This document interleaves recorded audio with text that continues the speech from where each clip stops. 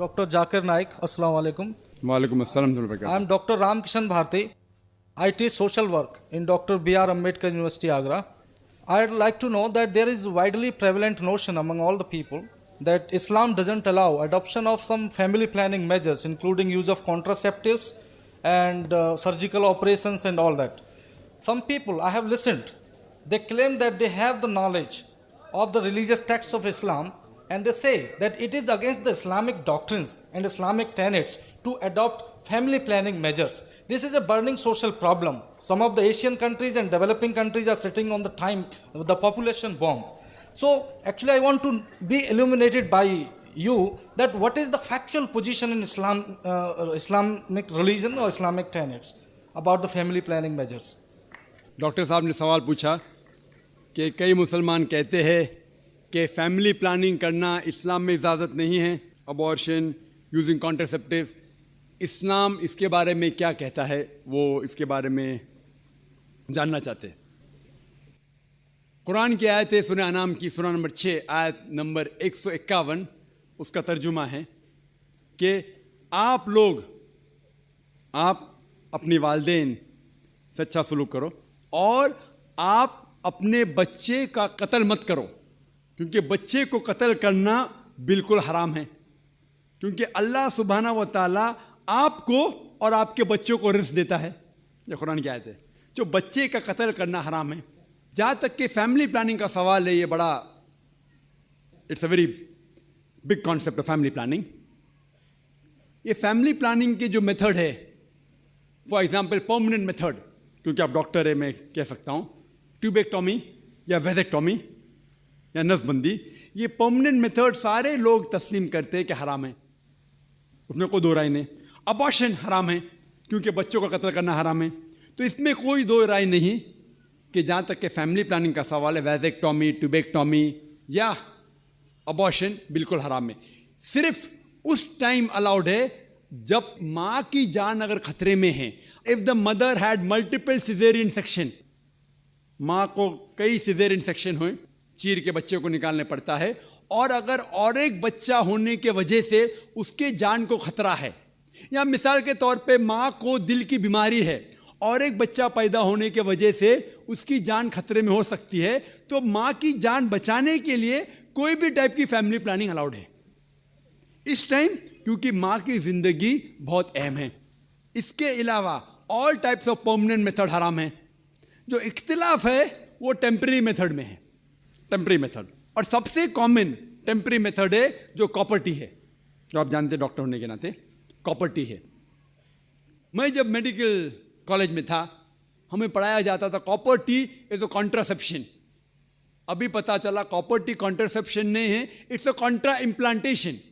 Copper T क्या करती है? zygote is already formed, the ovum and the sperm have already joined to form the zygote. The zygote is prevented to cling on the uterine wall, so it is rather a contra implantation rather than a contraception. The conception has already taken place. तो copper T में contraception नहीं होता है, Contra implantation होता है। If you let your imagination go bit ahead, it is nothing but early abortion, जो हराम है। वो अबॉर्शन ही है लेकिन अर्ली अबॉर्शन है, कॉन्ट्रा इम्प्लांटेशन। तो बहुत से मुसलमान अनजाने में समझते contraception of copper T is allowed और इस्तेमाल करते जो बिल्कुल हराम है। इसमें कोई दो राय नहीं। ओसी पिल जब आप लेते हैं, जो कुरान की आयत है सूरह रूम की सूरह नंबर 30 आयत नंबर 30 में, कि do not change the physiology of the body. तो when you take contraceptive pills, any doctor will tell you it has various side effects, various, it is detrimental to health. जो difference of opinion है वो temporary method में है, बाकी के temporary method, condoms etcetera. But मेरा सवाल ये है कि आप कॉन्ट्रासेप्शन क्यों इस्तेमाल करना चाहते हैं? आप फैमिली प्लानिंग क्यों करना चाहते हैं? ये सवाल है, सबसे अहम सवाल। और इसके दो वजह हो सकती है, सिर्फ दो। सारे वजह को इकट्ठा करेंगे तो दो ग्रुप में आप बांट सकते हैं। एक ग्रुप क्योंकि वो इंसान शायद गरीब है और बच्चे की परवरिश नहीं कर सकता, या दूसरी वजह कि वो चाहता है कि अपने बच्चे को अच्छी से अच्छी तालीम दे, तो बीच में स्पेसिंग होना चाहिए। मैं मेरे बच्चों को डॉक्टर बनाना चाहता हूं, तो अगर एक के बाद एक जल्दी होंगे फटाफट तो मुश्किल है, मैं ज़रा 3 साल 4 साल 5 साल बाद दूंगा। ये दो वजह हो सकते हैं। मैं आपको ये कहना चाहता हूं कि मैं मेरे वालिदैन की 5वीं औलाद हूं, 5वीं औलाद, 5th। अगर मेरे वालिदैन फैमिली प्लानिंग किए होते तो मैं आज दुनिया में नहीं आया होता। एम आई ए बून और अ बेन फॉर सोसाइटी? क्या मैं माशरे पे बोझ हूं कि फायदेमंद हूं? और लोग कहते हैं कि डॉक्टर सबसे अच्छा पेशा है। अच्छा पेशा अल्हम्दुलिल्लाह, लेकिन मैंने वो पेशा छोड़ के और अच्छे पेशे के लिए आया। जिस तरह अल्लाह ताला फरमाते सूरह फुसिलत में, सूरा नंबर 41 आयत नंबर 33 में, वमन अहसनु क़ौलन मिम्मन दुआ इलल्लाहि व अमिल सालिहान व क़ाला इन्ननी मिनल मुस्लिमीन। कौन वो शख्स है बात करने में बेहतर? वो शख्स जो लोगों को अल्लाह की तरफ बुलाता है। तो मैंने मेरे डॉक्टरी पेशे को छोड़ दिया हूं और बेहतरीन पेशे के लिए।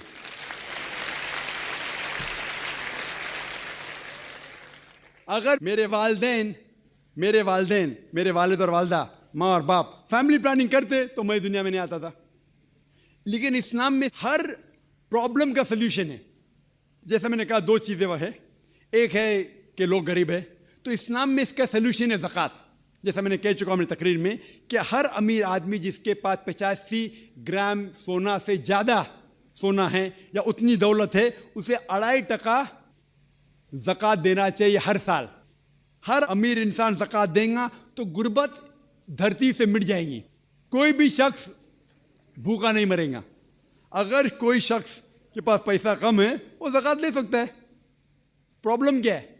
और जो लोग कह रहे हैं कि स्पेसिंग करना चाहिए, ये एक माल्थ्यूजियन थ्योरी थी। आप जानते हैं कि Malthusian theory, that the crop is inversely proportional to the population. यानी जितना पॉपुलेशन है उतना खतरा है आपके खाने के लिए। Theory has been disproved. ये आप देखेंगे, ये सिर्फ हिंदुस्तान में जो पॉपुलेशन प्रॉब्लम है, बाकी ममालिक में पॉपुलेशन इज अ बून। आप अमेरिका में जाएंगे, जितने ज्यादा बच्चे आपके पास है उतना कम टैक्स आपको देने का। पता है आपको? यंग छोटे छोटे बच्चे पहनते हैं, I am my father's tax saver. मैं मेरे वालिद की टैक्स की बचत करता हूं। जितने ज्यादा बच्चे उतना कम टैक्स। आप ऑस्ट्रेलिया में जाओ, जितने ज्यादा बच्चे उतनी पैसे गवर्नमेंट देती है आपको हर साल। 10,000, 15,000, 20,000, जितने ज्यादा बच्चे उतने पैसे गवर्नमेंट देती है। क्यों?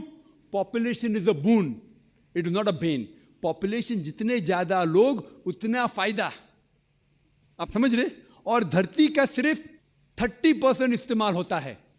70% of the land is not being utilized. तो पॉपुलेशन अगर डबल ट्रिपल भी होगी तो भी कोई नुकसान नहीं। वो प्रॉब्लम है गवर्नमेंट के पास कि गवर्नमेंट को इंसान को सही तरीके से इस्तेमाल करने नहीं आता है। तो हम कहते हैं हम दो हमारे दो, एक के बाद अभी नहीं, 2 के बाद कभी नहीं। तो ये प्रॉब्लम है कि हमें गवर्नमेंट लॉस को बदलना चाहिए। Population is never a problem, it is a boon. किस तरीके से इंसान को इस्तेमाल करके देश को बढ़ाना चाहिए वो इंपॉर्टेंट है, रादर देन फैमिली प्लानिंग। और आप जानेंगे कि अल्लाह सुब्हाना व तआला ने 2 बार कुरान मजीद में इसके बारे में जिक्र किया है। एक है सूरह इसरा सूरा नंबर 17 आयत नंबर 31, और दूसरी आयत जो मैंने पेश किया सूरह नाम सूरा नंबर 6 आयत नंबर 151 में। पहले जगह अल्लाह ताला कहते कि आप अपने बच्चों का कत्ल मत करो, क्योंकि अल्लाह सुब्हाना व तआला आपको भी रिज़्क़ देगा, आपके बच्चों को भी रिज़्क़ देगा। पहले सूरह अनाम सूरा नंबर 6 आयत नंबर 151 में आपको भी रिज़्क़ देगा, आपके बच्चे को भी देगा।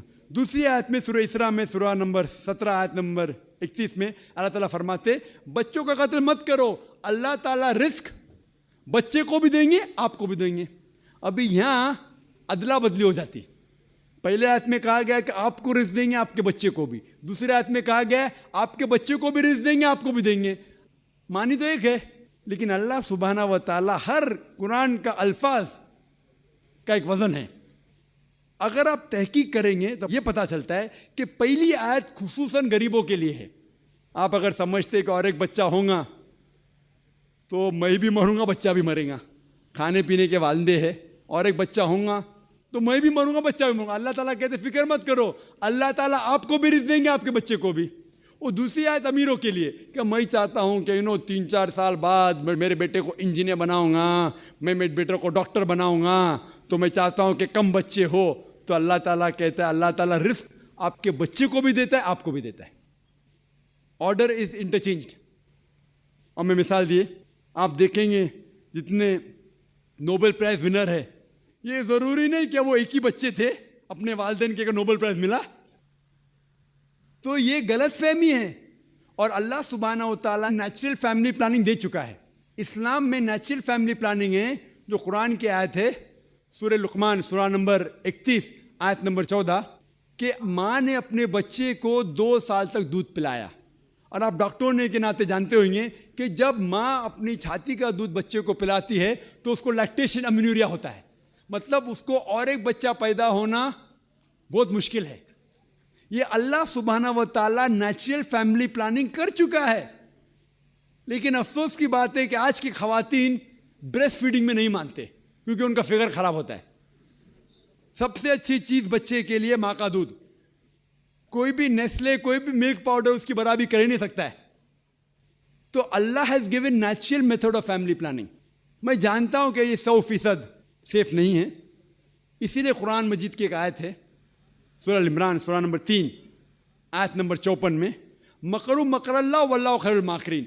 उन्होंने प्लान किया और प्लॉट किया, अल्लाह सुब्हानहू व तआला ने भी प्लान किया। और अल्लाह सुब्हानहू व तआला सबसे अच्छा माहिर है प्लानिंग में।